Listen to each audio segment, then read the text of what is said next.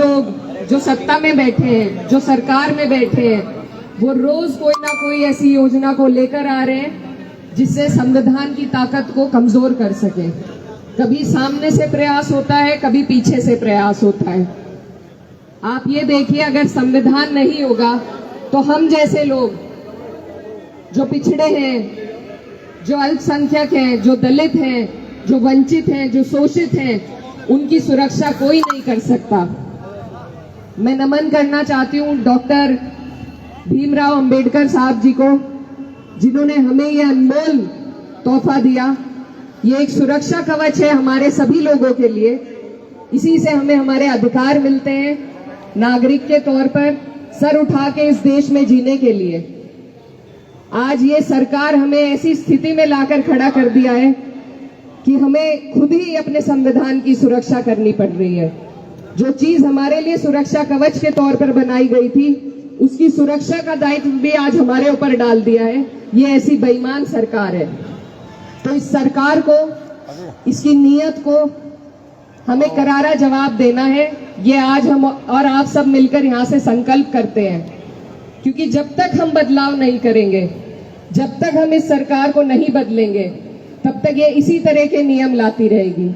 आज हमसे हमारा जो बिहार के हमारे भाई हैं, उनसे उनके वोटों का अधिकार छीना जा रहा है।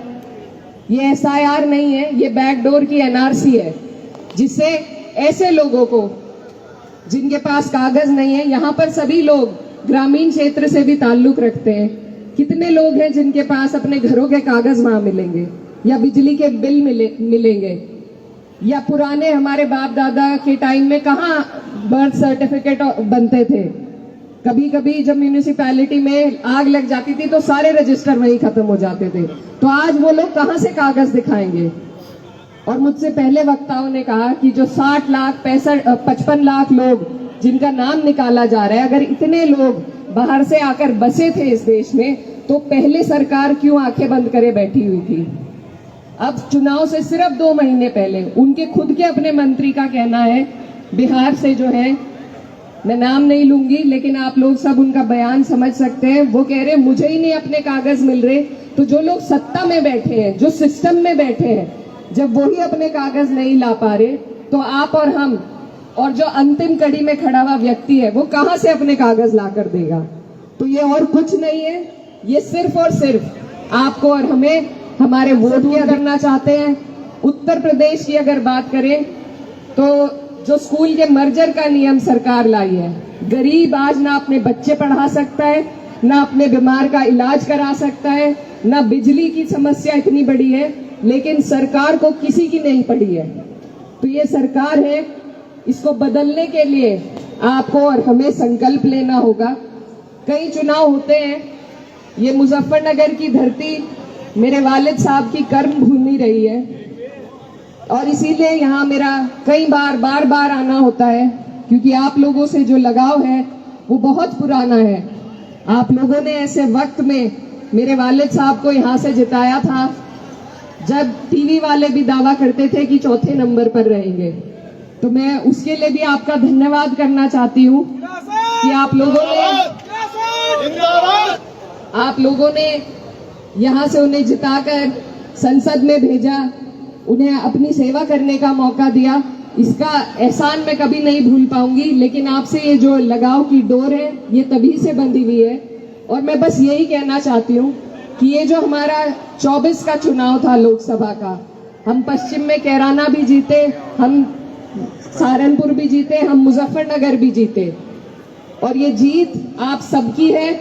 और आपको आत्मविश्वास दिलाने के लिए मैं ये आई हूँ कि यहाँ पर सिर्फ हमारे भले ही एक ही विधायक हो, पंकज भैया, लेकिन भाजपा का भी एक ही विधायक है।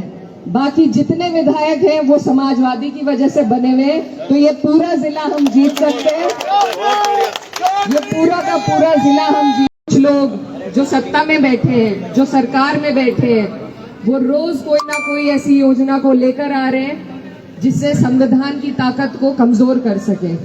कभी सामने से प्रयास होता है, कभी पीछे से प्रयास होता है। आप ये देखिए, अगर संविधान नहीं होगा तो हम जैसे लोग जो पिछड़े हैं, जो अल्पसंख्यक हैं, जो दलित हैं, जो वंचित हैं, जो शोषित हैं, उनकी सुरक्षा कोई नहीं कर सकता। मैं नमन करना चाहती हूँ डॉक्टर भीमराव अंबेडकर साहब जी को, जिन्होंने हमें यह अनमोल तोहफा दिया। ये एक सुरक्षा कवच है हमारे सभी लोगों के लिए। इसी से हमें हमारे अधिकार मिलते हैं नागरिक के तौर पर सर उठा के इस देश में जीने के लिए। आज ये सरकार हमें ऐसी स्थिति में लाकर खड़ा कर दिया है कि हमें खुद ही अपने संविधान की सुरक्षा करनी पड़ रही है। जो चीज हमारे लिए सुरक्षा कवच के तौर पर बनाई गई थी, उसकी सुरक्षा का दायित्व भी आज हमारे ऊपर डाल दिया है। ये ऐसी बेईमान सरकार है। तो इस सरकार को, इसकी नीयत को हमें करारा जवाब देना है। ये आज हम और आप सब मिलकर यहाँ से संकल्प करते हैं, क्योंकि जब तक हम बदलाव नहीं करेंगे, जब तक हम इस सरकार को नहीं बदलेंगे, तब तक ये इसी तरह के नियम लाती रहेगी। आज हमसे हमारा जो बिहार के हमारे भाई हैं, उनसे उनके वोटों का अधिकार छीना जा रहा है। ये SIR नहीं है, ये बैकडोर की NRC है, जिससे ऐसे लोगों को जिनके पास कागज नहीं है, यहाँ पर सभी लोग ग्रामीण क्षेत्र से भी ताल्लुक रखते हैं। कितने लोग हैं जिनके पास अपने घरों के कागज वहां मिलेंगे, या बिजली के बिल मिलेंगे, या पुराने हमारे बाप दादा के टाइम में कहाँ बर्थ सर्टिफिकेट बनते थे। कभी कभी जब म्यूनिसिपैलिटी में आग लग जाती थी तो सारे रजिस्टर वहीं खत्म हो जाते थे। तो आज वो लोग कहाँ से कागज दिखाएंगे। और मुझसे पहले वक्ताओं ने कहा कि जो 60 लाख 55 लाख लोग जिनका नाम निकाला जा रहा है, अगर इतने लोग बाहर से आकर बसे थे इस देश में, तो पहले सरकार क्यों आंखें बंद करे बैठी हुई थी। अब चुनाव से सिर्फ 2 महीने पहले उनके खुद के अपने मंत्री का कहना है, बिहार से जो है, मैं नाम नहीं लूंगी लेकिन आप लोग सब उनका बयान समझ सकते हैं। वो कह रहे कागज मिल रहे। तो जो लोग सत्ता में बैठे हैं, जो सिस्टम में बैठे हैं, जब वही अपने कागज नहीं ला पा रहे, तो आप और हम और जो अंतिम कड़ी में खड़ा हुआ व्यक्ति है, वो कहां से अपने कागज ला कर देगा। तो ये और कुछ नहीं है, ये सिर्फ और सिर्फ आपको और हमें हमारे वोट के अधिकार से दूर करना चाहते हैं। उत्तर प्रदेश की अगर बात करें तो जो स्कूल के मर्जर का नियम सरकार लाई है, गरीब आज ना अपने बच्चे पढ़ा सकता है, ना अपने बीमार का इलाज करा सकता है, ना बिजली की समस्या इतनी बड़ी है, लेकिन सरकार को किसी की नहीं पड़ी है। तो ये सरकार है, इसको बदलने के लिए आपको और हमें संकल्प लेना होगा। कई चुनाव होते हैं, ये मुजफ्फरनगर की धरती मेरे वालिद साहब की कर्म भूमि रही है, और इसीलिए यहाँ मेरा कई बार बार आना होता है, क्योंकि आप लोगों से जो लगाव है वो बहुत पुराना है। आप लोगों ने ऐसे वक्त में मेरे वालिद साहब को यहाँ से जिताया था जब टीवी वाले भी दावा करते थे कि चौथे नंबर पर रहेंगे। तो मैं उसके लिए भी आपका धन्यवाद करना चाहती हूँ कि आप लोगों ने यहाँ से उन्हें जिताकर संसद में भेजा, उन्हें अपनी सेवा करने का मौका दिया। इसका एहसान मैं कभी नहीं भूल पाऊंगी। लेकिन आपसे ये जो लगाव की डोर है, ये तभी से बंधी हुई है।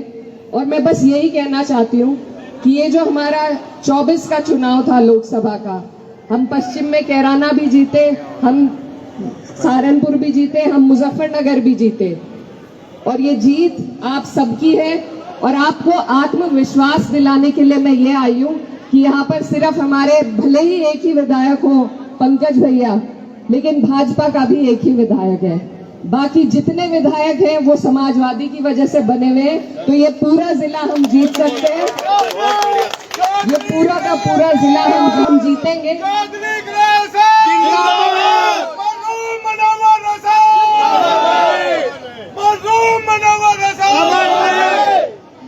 हमारा जो जिला है इसमें 6 सीटें हैं, समीकरण सब आपके सामने है। हम जो एक आध सीट अपनी चूक में हाल फिलहाल में हारे हैं, मैं सबसे ज्यादा महत्वपूर्ण उस बात को समझती हूँ और वही कहना चाहती हूँ कि आप लोग सब यहाँ जितने बैठे हैं, आप सब पार्टी की ताकत हैं, पार्टी के स्तंभ हैं। लेकिन अगर हम अपनी खींचातानी में दूसरों को मौका दे रहे हैं, दूसरों को जगह दे रहे हैं, तो ये हमारी बहुत बड़ी भूल है, गलती है। जब सरकार बनेगी, जब माननीय राष्ट्रीय अध्यक्ष जी मुख्यमंत्री बनेंगे, तो एक एक व्यक्ति उनकी सरकार आपने हमने देखी है, महसूस किया है क्या ताकत होती है उस सरकार में। तो उनका एक एक व्यक्ति, एक एक कार्यकर्ता मुख्यमंत्री बना रहता है, इसलिए आपस में झगड़ने की कोई बात है ही नहीं। और हमें बहुत सूझबूझ के साथ, मेरे भाई यहाँ खड़े हैं बहुत सारे, फोटो हम ले रहे हैं, लेते भी, लेकिन हमें बहुत खामोशी और संजीदगी के साथ तैयारी करनी है। यहाँ जितने भी लोग मौजूद हैं, ये कोई एक एक व्यक्ति नहीं है, इनके एक एक के पास मुझे मालूम है पूरी की पूरी विधानसभा को प्रभावित करने के वोट यहाँ पर एक एक आदमी लिए बैठा है। तो आप लोग अपनी ताकत को समझिए, मेहनत करिए, और मुझे पूरी उम्मीद है कि आप और हम लगकर जब एक एक सीट पर मेहनत करेंगे तो हम अपना 27 का लक्ष्य जरूर पूरा कर पाएंगे। लेकिन उसमें हमें सोच बड़ी रखनी है, दिल बड़ा रखना है कि मेरी सीट में जीत लूं, अगली कोई हार जाए, ऐसे काम नहीं चलेगा। ये 2 बार से इसी वजह से हम हार रहे हैं। पिछली बार के अगर हम आंकड़े उठाकर देखेंगे तो बहुत कम वोट, कई सीटों पे 100, 150, 350 वोटों से हम हारे हैं। तो हम जितने लोग यहाँ मौजूद हैं, सभी को ये कोशिश, ये मेहनत करनी होगी कि हम अपने लोगों को संगठित करें। टिकट चाहे किसी का भी हो, चुनाव चाहे कोई भी लड़े, आपका हमारा लक्ष्य होना चाहिए सरकार बनाना। क्योंकि अगर इन्हीं बेईमानों की सरकार रही तो आप और हम इसी तरीके से परेशान रहेंगे। हमारे जीने में, हमारे आगे बढ़ने में कोई सुधार नहीं आ पाएगा। तो हमें समझदारी करनी होगी, और सिर्फ सड़कों पर उतरकर समझदारी नहीं होती, एक एक वोट को जोड़ के, एक एक आदमी को मनाकर, तब जाकर हम सरकार तक पहुंच पाएंगे। तो आज संविधान मान स्तंभ दिवस के दिन मैं आप सबसे ये वादा लेना चाहती हूँ कि आने वाले में पूरे के पूरे जिला मुजफ्फरनगर हम जीतेंगे या नहीं जीतेंगे? आप सब मेहनत करेंगे? क्योंकि जब हम एक एक सीट को जीत कर अपने राष्ट्रीय अध्यक्ष जी को देंगे तो हमारा रास्ता बहुत आसान हो जाएगा। और मैं अपने सभी भाइयों को, बड़े बुजुर्गों को, मेरे जो एडीएम प्रकरण में मेरे साथ खड़े हैं, आप सबका धन्यवाद देना चाहती हूँ। और ये मेरी बेइज्जती नहीं है, मैं इतनी बड़ी नहीं हूँ, मैं आप सबकी बहन हूँ, बेटी हूँ, लेकिन ये उस पद की, उस सदन की बेइज्जती है जहाँ पर आपने मुझे भेजा है। और हम ये लड़ाई लड़ेंगे, पूरी हद तक लड़ेंगे, आखिर तक लड़ेंगे। जो रास्ता नियम कानून से है उससे हम ये लड़ाई लड़ेंगे, बिल्कुल पीछे नहीं हटेंगे। आप सबने इसमें मेरा साथ दिया, मेरा हौसला बढ़ाया, मैं उसके लिए आप सभी का धन्यवाद करना चाहती हूँ। और अपने सभी लोगों की लड़ाई को संघर्ष करो, हम तुम्हारे साथ हैं, संघर्ष करो, हम ऐसे बहुत मामले होते रहते हैं और होते भी रहेंगे, लेकिन हम अपनी लड़ाई में, आप लोगों की लड़ाई में कभी किसी के आगे न तो झुकेंगे न डरेंगे। मैं जिनकी बेटी हूँ उनसे मुझे ये सीख नहीं मिली कि हम किसी से डरें या झुकें, लेकिन हम नियम से, जैसा पंकज भैया कह रहे थे कि हम लड़ना भी जानते हैं और पढ़ना भी जानते हैं, तो हम अपनी कलम की ताकत से लड़ाई लड़ेंगे और अंत तक की लड़ाई लड़कर इन्हें दिखाएंगे और जीतेंगे भी। बस आप लोगों का साथ इसी तरीके से बना रहे, और इसी तरीके से जैसे आज आप इकट्ठा हुए हैं, इस परिवार को, इस खूबसूरत गुलदस्ते, आप सबका